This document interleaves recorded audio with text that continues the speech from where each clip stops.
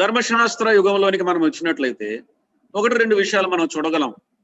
ధర్మశాస్త్రం దేవుని యొక్క వాక్యం ప్రభు యేసుక్రీస్తు వారే. అదే సమయమందు యేసుక్రీస్తు ప్రభు వారు ధర్మశాస్త్రాన్ని నెరవేర్చిన వాడుగా ఉన్నాడు.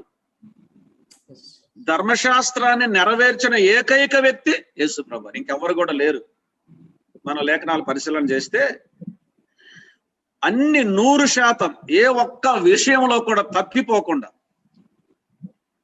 ధర్మశాస్త్రాన్ని యేసు ప్రభు వారు నెరవేర్చాడు. ధర్మశాస్త్రం యేసు ప్రభు వారిలో నెరవేరింది.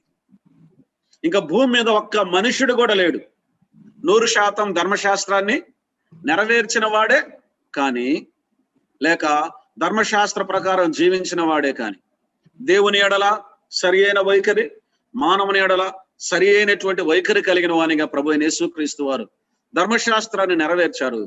ధర్మశాస్త్రం ఆయనలో నెరవేరింది.